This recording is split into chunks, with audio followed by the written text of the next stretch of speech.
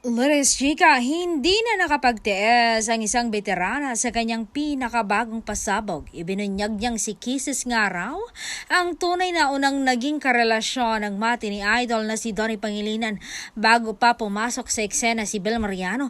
Ayon sa mga ulat, tila may mga maresibo at kwento sa likod ng kamera na ngayon lang nailabas ng publiko.